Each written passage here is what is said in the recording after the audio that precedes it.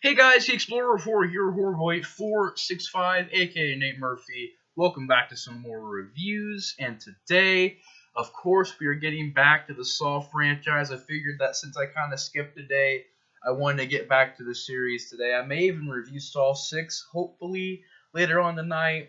I'm not going to make any promises, but I definitely am intrigued on covering at least two movies today. And today we're continuing the series, the franchise review, and we're getting to Saw 5. Now, me and Saw 5 kind of have a history because Saw 5, I think, was one of my first rants. If not, I don't think it was the first rant, but back in the day, I reviewed the Saw movies. That's why I said that the Saw franchise has kind of had a history on the channel because this was, along with Puppet Master and Friday the 13th, one of the first franchises that I had reviewed. And I had reviewed 1, 2, 3, 4, and then when I got to Saw 5, this ended up being one of my very first rants. I don't know if I did the Puppet Master reviews before or after, but I know those reviews had a couple of rants in it as well. For some reason, back in the day, I despised Puppet Master 2. I don't know why I did, but for some reason, back in the day, I hated Puppet Master 2. Now I think Puppet Master 2 is a pretty fun, decent sequel. But Saw 5 was one of those movies that back in the day I had ranted on, and then I did the series review again, and I ran on it again. So this was my third time ranting on Saw 5. And at this point in the series, Saw 5 came out in 2008, once again a year after Saw 4. And I know it's a nitpick, but I hate that disc because it's just so lazy. I guess it's supposed to represent maybe, I don't know if they were going for it wasn't even it's not really water. When I first seen it, I thought it was water because of the water trap, but I don't even know if it's that. It just looks lazy. Just probably one of the laziest Saw discs, which I get it, it's a nitpick, but still, that's just something that I feel kind of bothers me with that disc. So yeah, I get it. It's a small little issue that doesn't have anything to do with the movie, but it kind of annoys me. And at this point in the series, it's 2008. This gets a 5.8 on IMDb. Directed by David Hackle this time. I believe it's like the only movie David Hackle's made, if I'm not mistaken. David Hackle is better for production design. I think he should have just been the production designer and stayed at that. Actually, this isn't the only movie he's done. He's done a movie called Into the Grizzly Maze and Life on the Line, and he's making a movie right now called Daughter of the Wolf. He's also directed some TV stuff, but not anything that really catches my eye. A lot of his credits are for production design. That's basically what he's most known for. And I can say that production design, he was production designer on Saw 2, 3, and 4. I don't think he was production designer for this movie because he was directing. But I may be wrong, but I don't think he did production design. But basically, I thought he did the production design for like pretty much all the Saw sequels, but I guess he only did the production design up to part 4, at least from what I'm seeing here. And then in Saw 5, Darren Lynn Bousman stepped out from the directing role, and David Hackle stepped in to become the director. And watching this movie back, David Hackle, there's points where the movie does look decent, and I'm gonna admit it, the movie does look decent at times. It kind of does have this decent kind of interesting and intriguing energy to it. But then there's other points where, I don't know if it's the lighting or the set design, but it has this really weird mood and feel to it to where it just looks blech. And Saw 4 had that as well. I think Saw 4 had it definitely a lot worse. But Saw 5 still kind of has that kind of blech look to it at times where the coloration looks pretty bad and the set design looks pretty awful. But there are points, like I said, there are points where you're watching it and you say, that's a good shot. That looks good. But there's also, like I said, points where it just looks like it's a mess on the screen. And, when we get to Saw 5, the points that people make that the Saw franchise is just about the gore, that it's just about the traps, this is when the evidence really starts to show, because around Saw 5, you don't really get storylines that much anymore, at least good storylines. You get mainly just gore and traps. I know that Saw 4, it's like, well, how did you like Saw 4? I think that that's okay and watchable, but not like Saw 5. Because really, Saw 5, it's different, but it's not that much more different than Saw 4. And the reason I can watch Saw 4 a little bit more than 5 is because I think that 5 is even more slower paced. I think that 5 has some of the dumbest traps in the series. Um, I will admit, the pendulum trap and the final trap where Strom is crushed, and the trap where the guys stick their hands to the saw blades are pretty cool. But I can't really think of any other good ones. I really can't. Like the 5 rooms, like I said, the final round of that sort of round, the 5 round trap, um, is pretty good where they have to put their hands on these saw blades. I really like that trap. But it does, for the most part, have some of the weaker traps. It has a little bit of obvious CGI. It doesn't really have um, that much of an intriguing plot line. It's not even fun to watch for the gore effects. I mean, there's good gore effects, mainly during the pendulum trap, but I don't know. Saw 5 is just a hard movie to watch for me because the storyline, I think, is just such a slow build. I think that, it takes a while for stuff to happen in this movie.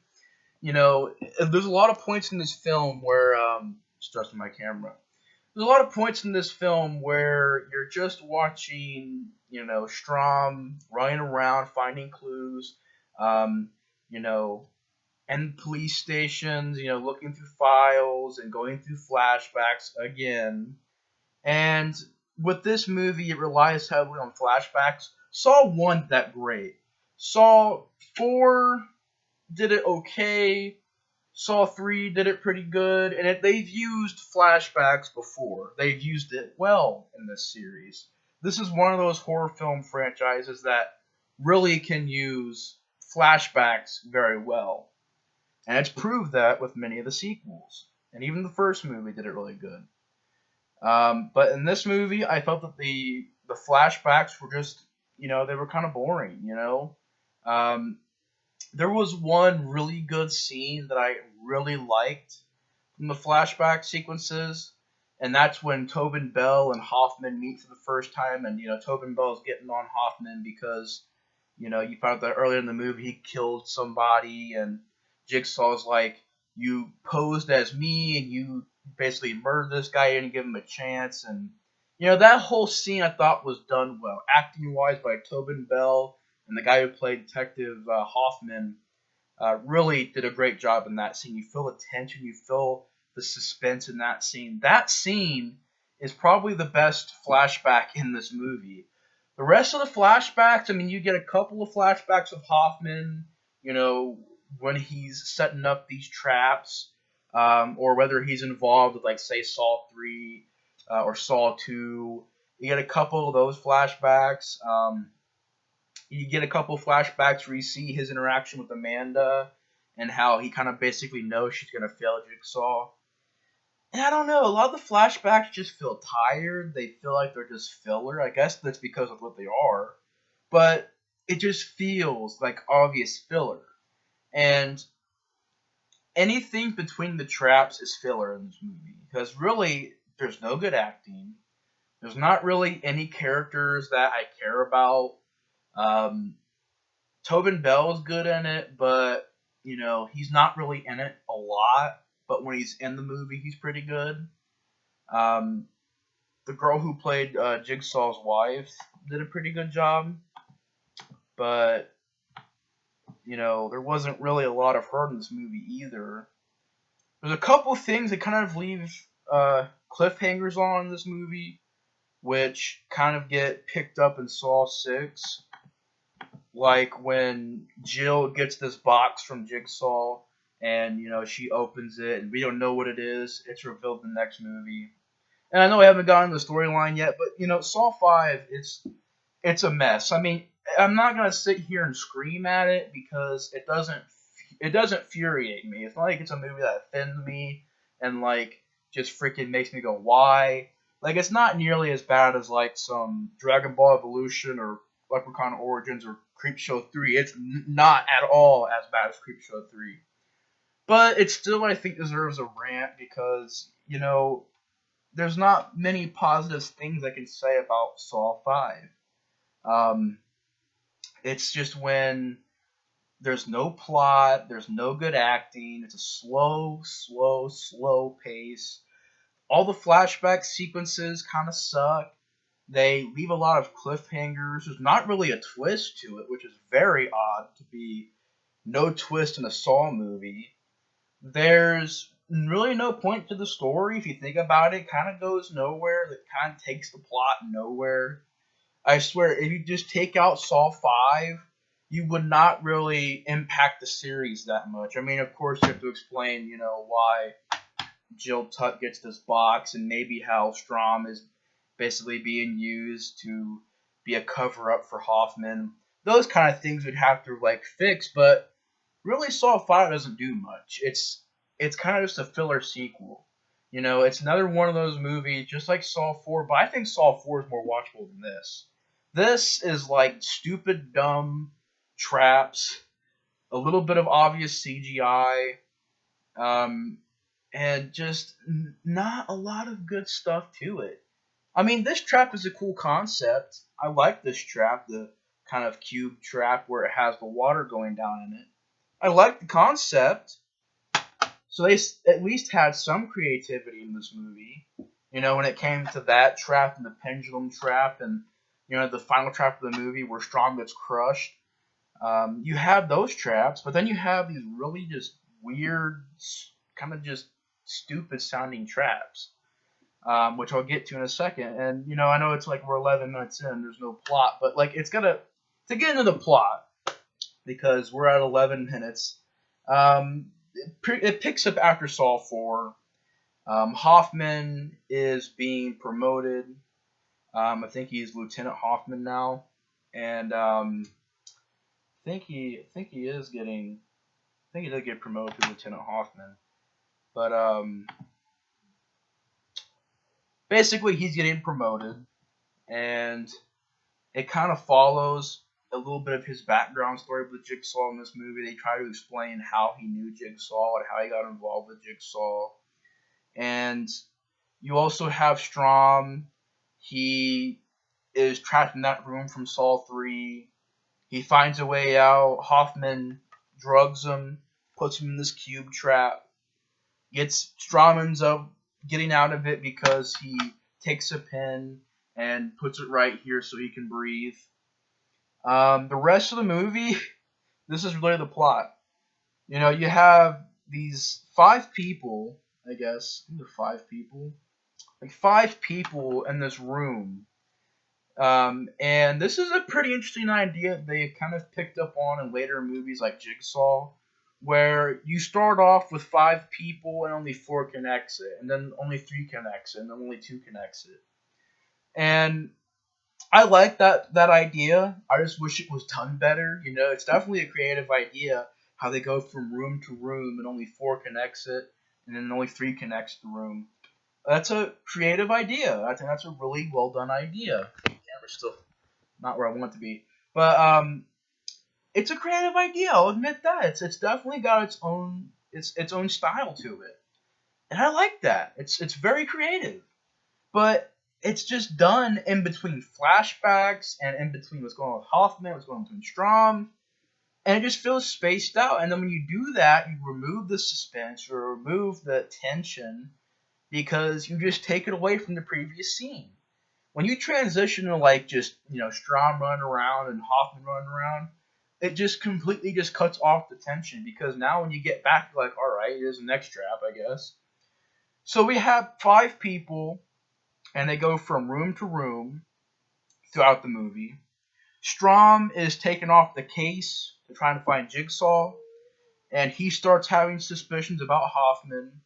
So Hoffman while he's set up this game, he also knows that Strom is basically following his footsteps. He's basically tracking down Hoffman, and Hoffman knows that he's being, tracked and he's being hunted. So he tried to set up something that would stop Strom. And you know, you have that. You have the Jill scene where she finds this box that John Kramer left her, and it's like, what's inside of it? We don't know. We have to find out the next movie. Um, and you just get a couple flashbacks that, like I said, were just kind of dull. You have a flashback of Hoffman set up this pendulum trap where it's really a good effect, really, really gory opening in the movie as well, where this guy's laying down and there's a pendulum with this freaking blade on it, and it swings back and forth and it cuts the guy in half. But we know something is up this trap because the guy puts his hands in these his hand crushing vice grip things, and they crush his hands, and he was supposed to do that, and he would survive. He does it, and he ends up dying anyway. So you're like, all right, something was up with that trap, because if he would have done that in a regular Jigsaw trap, he would have lived. And you find out that Hoffman did that because he killed his sister. That was the guy who was his sister's boyfriend, and he killed his sister, and Hoffman got revenge. And then Jigsaw captures Hoffman, and that scene I thought was done very well, where you have Hoffman waking up, Jigsaw tells him, hey, if this gets out, you're going to be, your whole life is going to get ruined. So you can either join me and explore, or you can just pretty much throw away your life.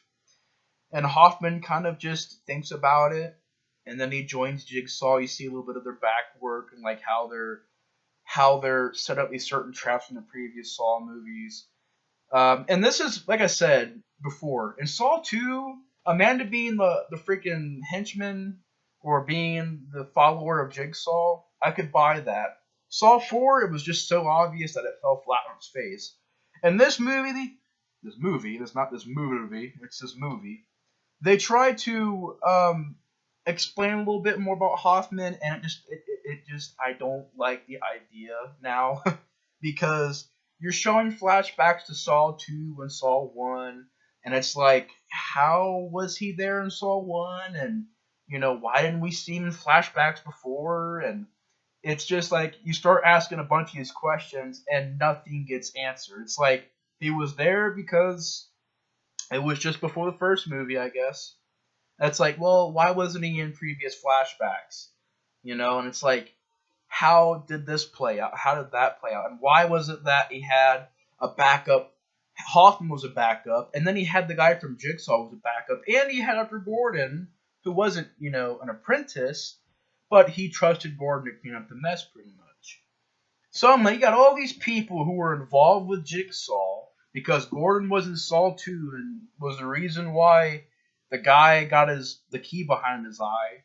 I know I just spoiled pretty much a lot of stuff, but I've already said spoiler alert a lot. I pretty much said it in the first video that this whole franchise would be a spoiler review. But it's to the point where I don't get why it's like, well, why wasn't he in the flashback? Why wasn't he in the flashback? Did Hoffman know that guy from Jigsaw?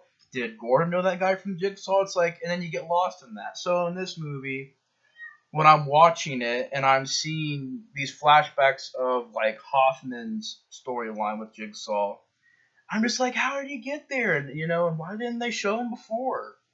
And I know I've been talking about it for like umpteen minutes, but it bothers me a lot with this movie. And the flashback where Jigsaw is like, killing is distasteful. It's like, there is a better, more efficient way. And just the dialogue in that scene was great. Definitely a highlight for this movie. Highlights for the movie: the cube trap, the pendulum trap, the room, like the whole idea of having these rooms, different levels for these people to go through.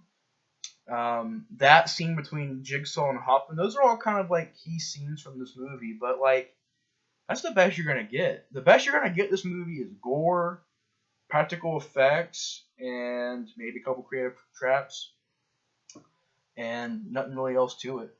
Nothing else to the story and stuff. But pretty much, by the end of the movie, people have gone through the rooms. You have the first room where they have these collars on, and if they don't get out in time, they'll get pulled back into these razors and get decapitated. There's a girl who gets decapitated in that room. The next room, I believe, is the room with all the bombs in it, the nail bombs, and they gotta bust all these jars open to find these keys to this like these sort of like mini tunnels they can go into in case the bombs explode. And this bald guy, he dies in that trap. Move on to the next one. We have, this trap where they got to get a certain electrical current to go through to unlock this door, and they kill this girl, and they freaking just stick like this knife and a hook in her, and like it pretty much electrocutes her, and the next door open. And then you get to the final trap, which is pretty good, where they have to reach their arms in and cut their arms all the way up here, and they have to fill this jar with blood. And they pretty much figure out like, hey, if one person does it, they'll die. If we both do it, then we'll live. And that trap was just intense. I thought it was shot very well. I thought it looked painful. It seemed painful. It sounded painful. And it was a pretty good final trap for that game. And they try to throw in this freaking, thing to where it kind of ties all the characters together. Like, oh, there was this building that got burned down and people were killed in it. But it feels weak, honestly. There's no impact to it. Just like it's just thrown in there. Like, oh, yeah, that's how we're connected. And they pretty much, cut their arms. They get the blood they need. It freaking cuts their arm all the way back and splits their arms open. It's a pretty gory trap. But they live. They survive. Hoffman traps Strom because Strom is on his trail and he knows it. And he gets Strom in his room, and Strom could have survived if he got in this glass box. But Hoffman outsmarts him. He leaves Strom in this room, and Strom ends up getting crushed to death. And then that's pretty much in the movie. You have a nice shot where you see Hoffman in this box looking up at the trap, and you see the blood of Strom come down on the box, and it closes, and then the credits start rolling. Good shot. And David Hackle, I thought, did what he could with the movie. I'm not going to sit here and say that he was a bad director. It's just, I think that the main problem with it is, like, there are certain scenes that don't look very good, so that just may be cinematography. But there are certain scenes that just don't look great. The shaky cam in this movie felt just stupid, and it felt like it was annoying at this point. When we get to Saw 5, I think the shaky cam could be taken down a little bit, but no, it's still there, and it's still annoying. The only time that it was good was in Saw 1, 2, and 3. 4, and 5, and 6, and 7, and it wasn't really in Jigsaw, but those movies, the shaky cam sucked in them, and it sucked in this movie because it was just annoying. The plot was just plain, and it wasn't engaging, it was boring. Sometimes there was obvious CGI blood, but that's honestly just a small problem. It's not really anything too bad. And the flashback scenes are pretty boring. It's just overall a pretty boring, lackluster entry in the series that just shows that, yeah, Saw 5 is all gore, all traps, and nothing else.